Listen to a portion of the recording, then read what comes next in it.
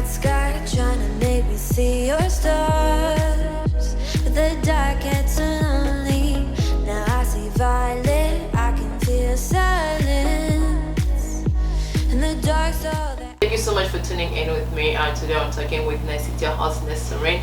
Hope you guys are having a good day. Don't forget to subscribe, like, and comment below if you have anything to say or if you have any questions. And today I am joined by a special guest, and I'll let her introduce herself to you guys.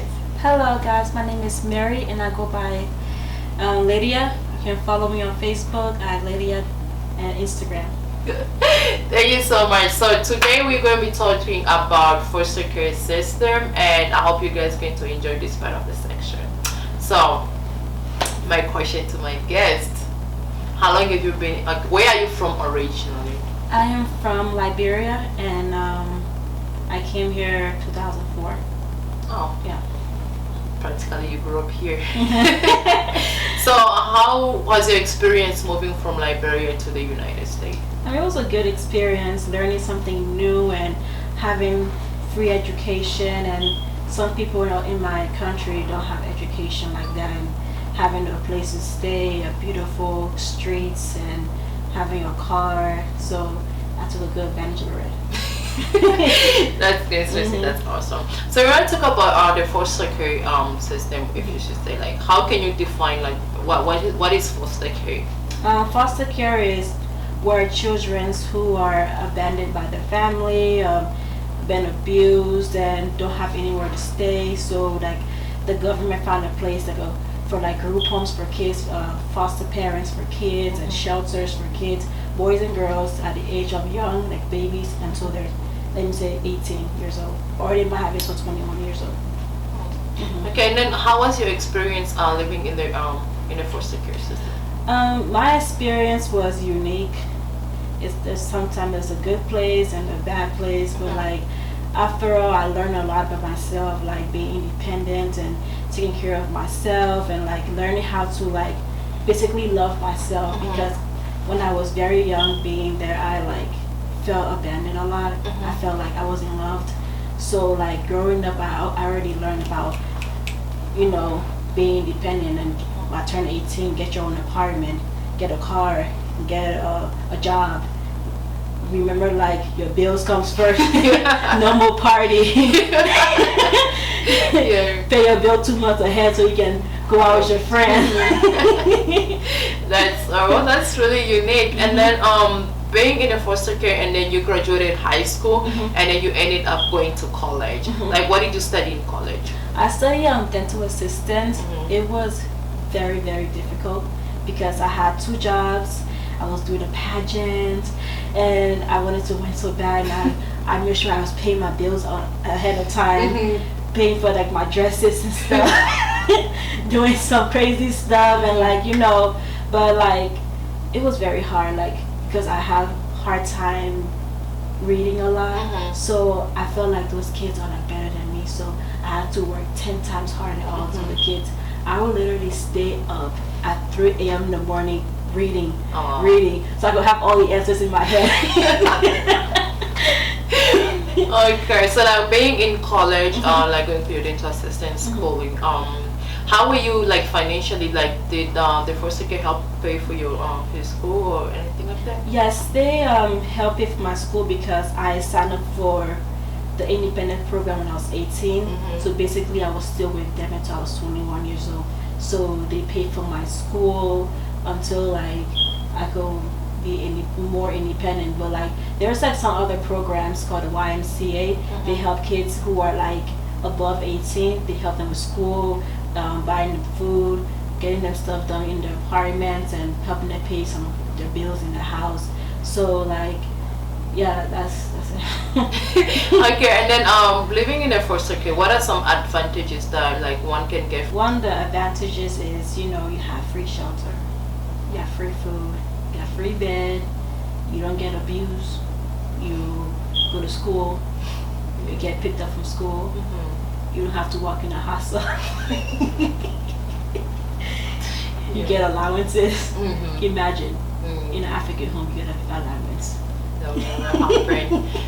And but like the disadvantages is feeling depressed. because sometimes like some kids don't have nowhere to go on the weekends with their family, like on like holidays you want to go home with your family but you're not allowed to, so you have to stay in that area. Sometimes everyone gets to go out with their family and it will just be you in the house by yourself with the staffs. And sometimes like I felt like staff didn't really understand what I was coming from. I had anger issues, so most of them would be like, oh, Mary is angry, Mary is angry. But I didn't know why I was angry. I was like mostly angry because I was just stuck in a jail cell. And I felt it was prison. Like we didn't really get a chance to like go places and even like go to like the front yard or call the police. Like I felt like they didn't, in the group home, they didn't give some of the kids space. Take them out for a walk, talk to them, give them a journal to write their personal stuff in there, give them like boundaries, and make them feel like it's their home. That's how most of the kids felt. Okay. And then when you talk about anger issue and depression, how were you able to overcome that? I had a staff, her name was Cherie. She was African American. I was like the only black girl I was living there, so they always see me as the angry black girl. So she always told me that the system don't like you. That's how they're gonna treat you in the future. You are a black woman living in America. If you're always angry, you're not gonna get what you want. So you have to always walk away. And it was very hard to walk away from anger. So as I turned older, like I always put in my mind, like if that person pissed you off, just walk away, because at the end of the day, if you put your hands on them, you go to jail. The cops are not going to listen to you because you're the color black. So that was it. That's nice. So that was how you were able to manage all the depression and anger issue. So that's really interesting. And then for some girls or some young people who are out there living in a foster care and they finally get hard to like go to school, keeping up with school and everything, like they're struggling. Has someone who completed your high school and then you did part of your college and completed it, what some advice that you can give those people? I would say just focus on your future. Like don't always think like, oh, because I was in a group home I'm angry. Like you need to just forget about your past, like, and move on. Like, not everybody's gonna feel sorry for you because you're in a group home. You need to make sure you're prepared for life and practice. Like, no one's gonna give you everything for free, because in a group home you get everything for free. And then when you turn 18, they don't teach you about being independent. You have to teach yourself. So when you turn 18, make sure that I gotta get an apartment. I gotta get a job. If I don't have one job, get 2 jobs.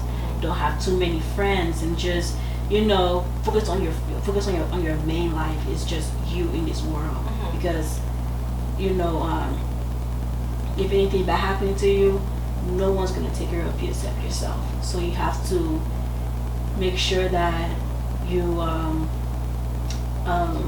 live your life, and also make sure that you have fun with your life, like party and do what you miss out in a group home, but just don't party too much.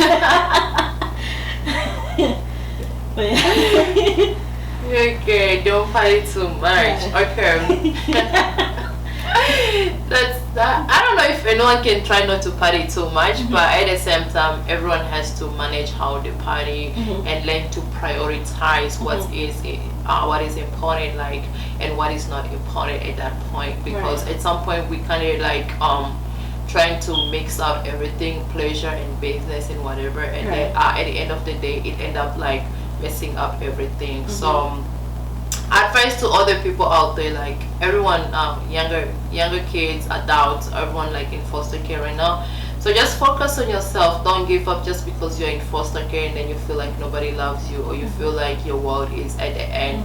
No, your world is not at the end. Like, just focus on yourself, keep working hard, and everything will work out better for you in the future. It may not be now, but someday everything is gonna work out better for you. And then, what is some last word that you have for us? Just have hope in God. If you don't believe in anything, find something to believe in. Always find something to believe in. Believe in the God that you serve every single day, because He will always protect you. Thank you so much for joining us today. Thank you. Here, and thank you so much, guys, for tuning in with Talking with Ness today. I hope you guys enjoyed this section. Please don't forget to subscribe, comment, and hit the like buttons. If you have any questions, just feel free to put all your questions in the comment section, and I'll be able to answer you as soon as I can. And that's all for me today. Bye.